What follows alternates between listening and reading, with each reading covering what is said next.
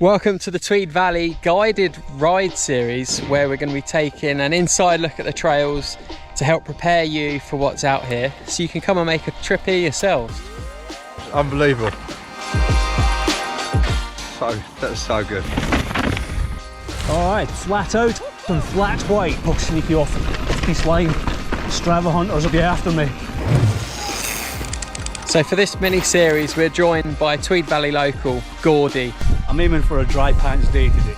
And he's going to be taking over the reins for this one. So without further ado, over to you, Gordy! Hi there folks, and welcome to the Golfie. I guess my dulcet Scottish tones are going to take you through a bit of an introduction to what the Golf is all about, what you can expect if you're going to come here for the first time, tell you a bit about the trails, a bit about the land, and a bit about the surroundings as we go. And as you can see, the sunshine has came out and it's going to make it a great day here in the Tweed Valley. I guess one of the first things to think about is where is the Golfie and how do you get here. So you can see a little bit from here as to obviously why it's called the Golfie. It's right beside the golf course itself. And just down here, kind of round about where those trees are, that's the last parking you're going to find on the way to the golf course itself. Come along the road and over the bridge, and this is the golf clubhouse down there, which is where the access to all the trails starts here, and that's the start of the main climb up onto the Golfie trails. So we'll see you somewhere further up the hill. Just as we're climbing up here, you can see this kind of whole area of the hillside here. A couple of trails coming down there, one called Avalanche you may have seen or heard of. Last year actually we very nearly lost the whole forest to fire. This whole hillside kind of caught fire and was burning away overnight and stuff. Big helicopter drops coming in. Yeah, kind of really lucky in some ways it was in quite open ground, because either side of this is the main blocks of the forest, so really lucky in that way. Climb here at Caberston, I think this is always one of the best views in the valley. You come out of the trees into the open, looking down towards Innerleithen. Still a long way to go to the top of the hill yet though. Just coming up here for the road crossing on Avalanche, which I think Jamie's got a video about elsewhere. That's the kind of trail coming out of Upper Avalanche, heading down into Lower Avalanche.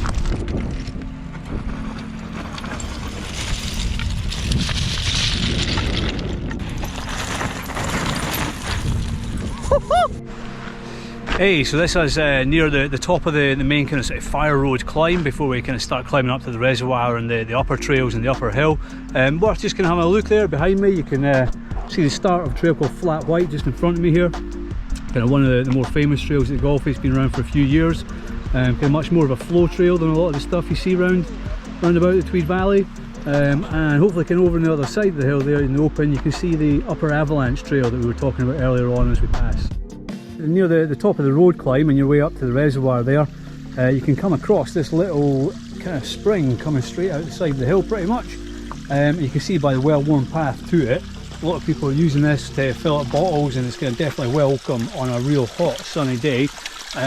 Clear as crystal it is, but I ain't guaranteeing you won't have the afterwards. Okay, so those of you who may have been to Golfie before, but maybe over a year or so ago, kind of may have remembered the horrible old climb to the reservoir, which is full of bog and mud and filthy basically, which is what you can just see kind of heading off left there. So yeah, slight detour just to have a look at a filthy bog of doom. There you go, the places mountain biking takes you. But this kind of nice new trail that we're on here was something that was built by the local trail association, TVTA, under kind of licence from Fortunate Land Scotland, and with the kind of massive support from the EWS and from Santa Cruz through their pay dirt funding. So kind of all those kind of partners working together managed to get a kind of big old contractor in to be able to develop this nice trail. It takes you from the road we were just on down below through to the upper hill, as you'll see as we break out here. And that's the reservoir just up ahead. You can see the, whoa, windy. So it's a bit of a Golfie rite of passage to get yourself inside the reservoir, get a picture of your bike up against the wall with something graffiti somewhere. But you can see kind of in here, it's a big old thing, you know, kind of quite an impressive old building at the top of a hill. Used to keep the water for the mills down in Innerleithen.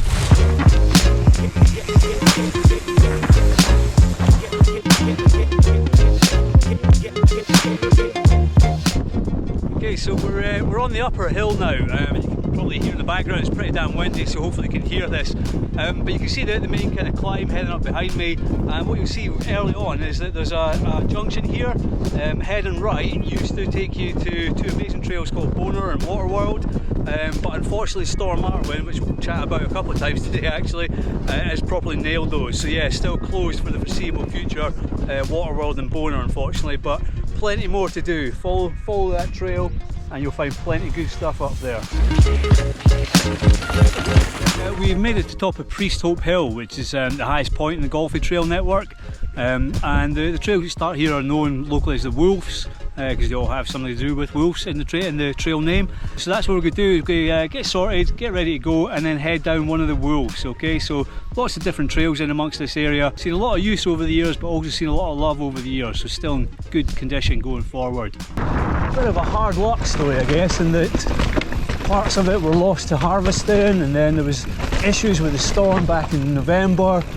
But the Wolves in general it's kind of a great area of trails. Real kind of difference between them. So you've got New Wolf, Lone Wolf, Lone Wolf, Wolf of Wall Street, Dances with Wolves, all sorts going on. But I think this is probably kind of one of the longer trails on the hill, so it's well worth doing. Really nice trail, really well built, despite the obvious use that it's had over the years. I really enjoy this trail just for the whole experience. It's got a bit of everything in it, which is really good because this is the third time I've been down here trying to get footage.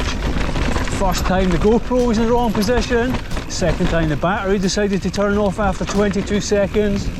But yeah, when trails this good, you don't mind coming back for more. A new section here as well, just to kind of take us through some of the wind blow area, some of the harvesting that happened a couple of years back, and it's running really nice. There's grip exactly where you need it. Getting into this kind of little gully.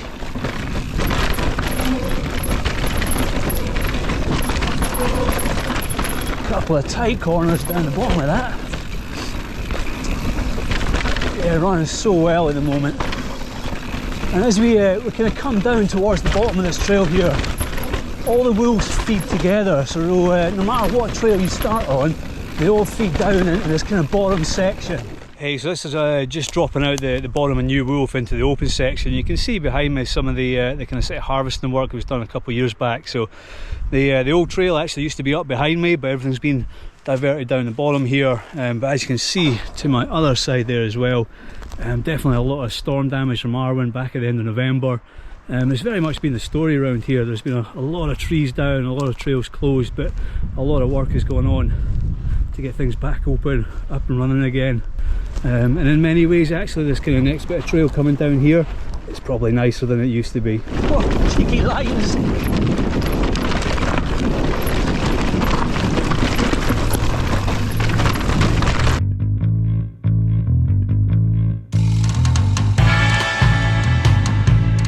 If I can just interrupt proceedings for 1 second, and just to let you know, if you're planning to visit the Tweed Valley, which I'm sure you are if you're watching this video, you might want to consider joining us for a day's guiding or a long weekend's mountain bike holiday. All the details can be found below. If you're interested, just comment below Trail Hub and then we'll get the ball rolling. Hope to see you there. We're going to kind of head down another trail on this side of the hill that's kind of one of the newer trails in the area, but has really kind of quickly established itself as one of the go-to trails for visitors and locals alike. So it's called Right Side Clyde, or RSC, and again kind of good trail, reasonably new trail, really well built, kind of really standing up to the use that it's now getting. Kind of there's a few sections in here where you're kind of definitely over the back of the bike, and quite a lot of technicality in amongst things as well. Some of the sections you really got to pick and choose your line. So straight away dropping in, you've got a kind of steep, sharp shoot down into this trail. Bit of a traverse across amongst the trees to start with.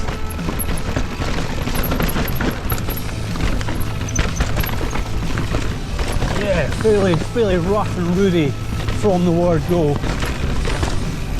Traversing across here, it's all off camber, and in the wet it's just trying to send you down the hill the whole time.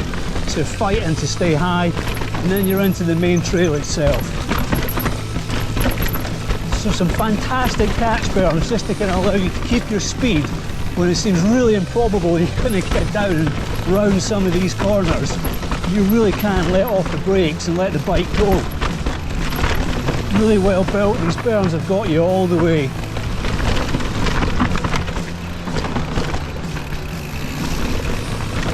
Big fast right-hander.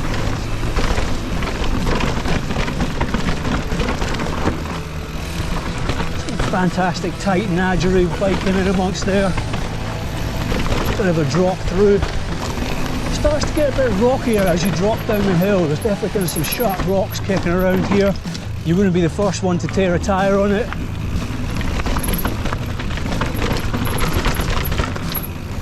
Back into the open. And should you want it, to climb back up the hill. So yeah, as expected, that was a sidewall in the tyre, and there ain't no slugs going to bring that one back to life. It's probably worth chatting a little bit about what you carry and what you have on your bike in here. So the Golfie, you know, you're pretty remote at times, especially if you're dropping off the back of the hill. So the ability to fix the basics like punctures and stuff, you've got to have it on you. It's just going to be a long walk otherwise. Especially as kind of wet weather, cold weather as well. Things like extra layers, things like first aid and stuff like that. You got to be thinking about it because you are kind of a little bit and beyond here. It's also, I guess, by the sounds of this, well worth thinking about rim certs and stuff like that as well. I've mentioned a couple of times, I guess, the impact that Storm Arwen had on the Tweed Valley.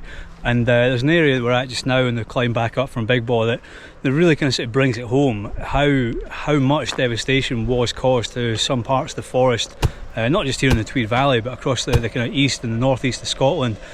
So many trees down, so much damage done. Hopefully that kind of sort of comes up in the GoPro. You can see how many trees are actually down there, but also how many are still hanging and who's still leaning, ready to go. I think tree clearance is going to be a job that is kind of high on the agenda for time to come. This area that we're looking at in here is actually where one of the kind of older trails in the area used to go, a trail called Walker Burn. And you can see, you know, that ain't ever coming back. Seeing how many trails we still have open after all the devastation that Arwen caused, I think we're actually in a fairly lucky position in many ways. Yeah, all these trails were built by people in their spare time, which is amazing. And some of them currently are maintained by TVTA. If you're coming here riding regularly, if you're coming here just for a one-off, it's well worth kind of looking at kind of chucking a bit of money TVTA's way to try and ensure that these trails can be kind of kept sustainable and useful for the long term for people to be riding on. Alright, flat out on flat white, so dropping in to probably one of the most famous trails here at the Golfie, which is flat white. So this trail was built a few years ago now, and I think when it was opened up, really blew the minds away a lot of riders, because up until then a lot of the trails here have been about in the trees, in the dark, in the roots and in the mud. And this thing, you can see now years later, the amount of work that has gone into kind of building this trail, building these berms up, the amount of digging that is done has been incredible. But you can also see in sections, just like back there, it's been well used and has been pretty well worn in places. So again, this is one of the trails that TVTA have taken on and adopted. So kind of doing what they can to keep it going, keep it up to scratch. But yeah, a lot of use, bit of racing over the years, and it's definitely kind of on the loose and shaly side in places. A couple of rooty drops here and there, sometimes just before corners. But on the whole, it's definitely much more of a kind of flowing trail than a lot of the technical ones that you get here in amongst the trees. A bit of a brake squeal going on. But yeah, you've got to keep your eyes on the prize here. Even though it's a fast trail, kind of quite a flowing trail, there is a lot to catch you out for the unwary. You see a lot of these trees at the side as well. When this thing was first built, were only kind of 4 or 5 feet tall. So yeah, it's definitely kind of going the way of getting darker every year. Cheeky jump there, drops you in a corner, so it's worth kind of scrubbing a bit of speed there. A couple of drops. In and out the trees. Some lovely little berms in here just to get you down and onto the road at the bottom. There is a corner just before you get down bottom. This is it here. Ever so slightly off camber at the end there. Well worth watching out for. And then back onto the road. back onto the main climb, back up top. So yeah, flat white, whew, it's a blast. Okay, so you can probably just see behind me there's a few cars and vans parked just beside the weir, beside the Leithen water. Most people just park down in town though, down in Innerleithen, and it's easy access to shops and cafes. Speaking of which, if you are looking for a bit of lunch or an early morning coffee, the following are good places to go.